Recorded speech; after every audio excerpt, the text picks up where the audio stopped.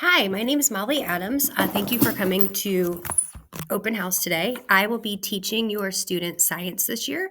I teach both sixth and eighth grade, so I teach earth science and physical science.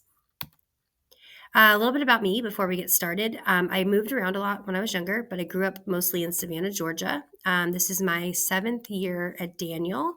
I have a lot of animals: three dogs, three cats, two lizards. I enjoy cooking, hiking, and being outside when the weather's nice. Science is my favorite subject to teach, so luckily that's what I teach. And currently, I'm getting my master's from Valdosta in instructional technology. And my teaching schedule each day is I have sixth grade and eighth grade. So in the mornings, I have two classes of sixth grade earth science. And then in the afternoons, I have my eighth grade physical science classes. If your student has me for sixth grade earth science, we start out large in the universe and work our way back into Earth with weathering, erosion deposition, and energy conservation. So these are the units they will learn throughout the year. If your student has me for eighth grade physical science, we're right now in Unit 1, Nature of Matter. That takes up about the first quarter. And then we will move on into our other units before preparing for milestones in the last part of the year. Students are all graded the same for science. 10% of that is accountability, so things like completing their homework, their bell ringers. 25% is just day-to-day classwork and labs. 30% is common formative, which is just quizzes. And then 35% of their overall grade is tests and or projects that are completed during the quarter. For late work, for both sixth and eighth grade, no late work is accepted after the unit test. In eighth grade, our late work policy is that students receive a 20% reduction of points when they turn things in. And when completing digital assignments that are turned in late, students must complete a late work form, which can be found in CTLS. What the setup of our day looks like each day is students come in and they are expected to get going on their science starter. That's our first 6 to 10 minutes of class, just depending on how lengthy what I have them starting out doing is. They should be getting the supplies they need for the day. They have a daily bell ringer / science starter to complete. And then they also should be taking a look at the learning target on our agenda and just kind of getting an overview of what we'll be doing for that day, as well as turning in any papers they need to. The bulk of our class time is our work session, where students may be taking notes. If we're doing a lab, a mini lesson, then with students doing something hands-on or a separate assignment.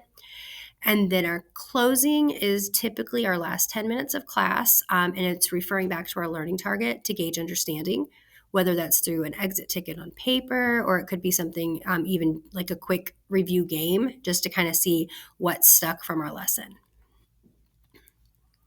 To be a successful student in our class, the things students should have or do, they need to come to class prepared with pencils each day, a charged laptop, and a charger. A lot of them are missing their chargers already. Students should have plug-in headphones at all times. A lot of them are missing those right now.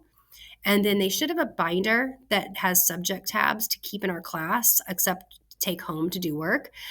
We are doing an end of the year test in sixth grade and then also milestones, obviously, for eighth grade. And so the idea is to keep up with papers from each unit this year so that when we get to the review section at the end of the year, students will already have all the things they need to review.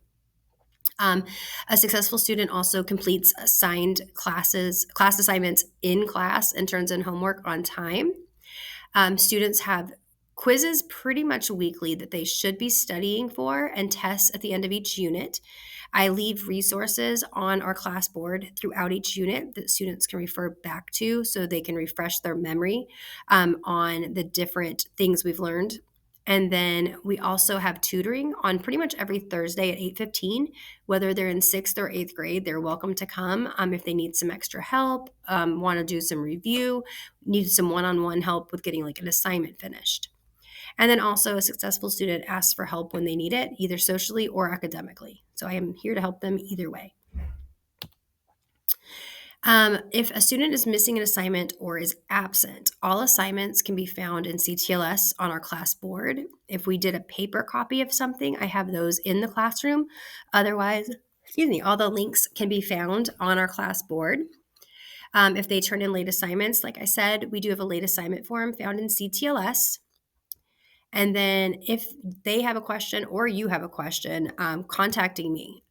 Email is the quickest way to get a hold of me. And that's just my first name, molly.adams@cobbk12.org. Some important apps and sites for you as a parent are Parent View. In Parent View, you're going to see things like your students' grades, their attendance, lunch. If you need to put money on their lunch account, you can get there that way as well. And then it's also where you can opt into laptops. CTLS Parent is where most teachers will send messages. I know that's my most used form of communication. And that's also where a lot of school communication will come from. And you can also look at CTLS, which I'll show you in just a second. And then PBIS rewards is a really good thing for you to have because you can keep up with your students' swarm points, but also you can see things like their minor referrals. And there's also teacher stores, and you can kind of see the things your students are spending points on or can spend points on in their classrooms. So one thing that I found really helpful with my own family was I didn't realize this was here in CTLS Parent. There is a place in CTLS Parent where you can go into CTLS Learn. And when you click on it, it will take you to what your student sees when they log in. So if you would just kind of want to check, do they really have that assignment completed? Or do they have a quiz or a test coming up that they forgot to tell you? Or they're out sick and you want to just kind of see what they're missing? This is a really good place to go, and you can see everything that the teachers are posting, and therefore you have a better way of keeping up with it. This is just here if we have a lot of, I use my PBS store a lot, and I supply a lot of snacks are the most popular because, teenagers. But I also have things like fidgets and stuff that I like to put in there. So if at any time you feel led to contribute there, I just always leave this link on there also so I can find it when I'm going to refresh our snacks and stuff in the store.